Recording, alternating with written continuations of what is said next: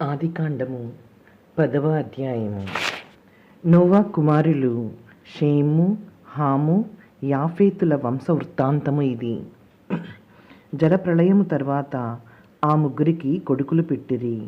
యాఫేతు కుమారులు గోమెరు, మాగోగు, మాదాయి, యావాను, తుబాలు.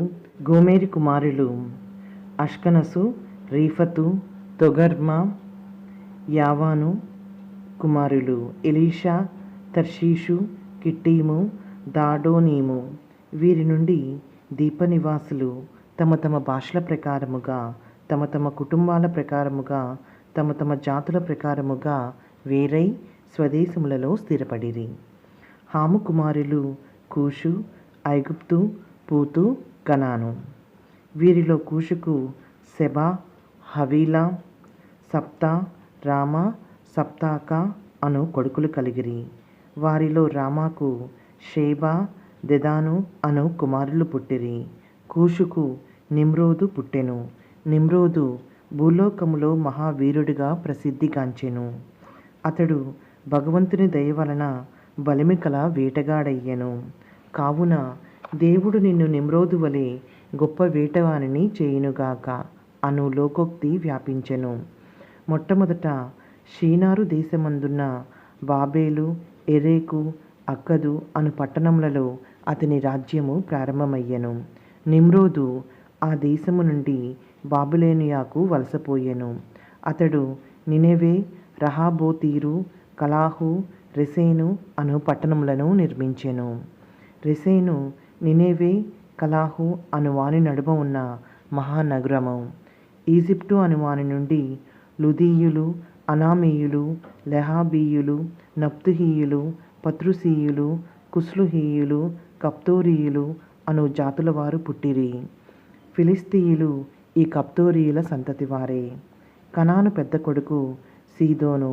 అతనికి ఇంకను హిత్తీయులు, యోబుసీయులు, అమోరీయులు, గిర్గాషీయులు, హివ్వీయులు, అర్కీయులు, సినీయులు, ఆర్వాదీయులు, సెమారీయులు, హమాతీయులు పుట్టిరి. తరువాత కనానీయులు విస్తరిల్లిరి. కనానీయుల సరిహద్దు సీదోను నుండి గెరారు వైపుగా గాజా వరకు, సొదొమ, గొమొర్రా, అద్మా, సెబోయీముల వైపుగా లాషా వరకు వ్యాపించి ఉండెను. వీరందరూ హాము కుమారులు. వీరు ఆయా కుటుంబాల వారుగా, భాషల వారుగా, దేశముల వారుగా, జాతుల వారుగా విడిపోయిరి. యాఫేతు పెద్దన్న షేముకు కూడా కొడుకులు పుట్టిరి. అతడే ఏబేరు కుమారులకు మూలపురుషుడు.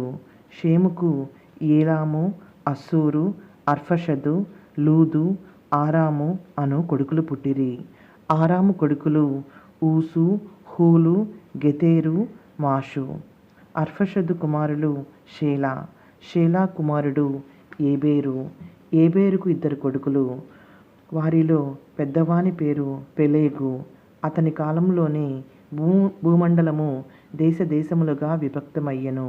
కావున అతనికి ఆ పేరు వచ్చినది. పెలేగు తమ్ముని పేరు యోక్తాను.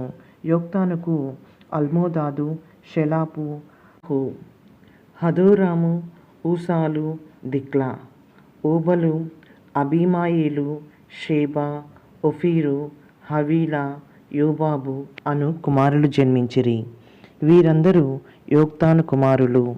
మేషా నుండి సెఫారుకు వెళ్ళు త్రోవలోనున్న తూర్పు కొండలలో వారు నివసించిరి. ఆయా వంశముల వారుగా, భాషల వారుగా, దేశముల వారుగా, జాతుల వారుగా విడిపోయిన వీరందరూ షేము కుమారులే.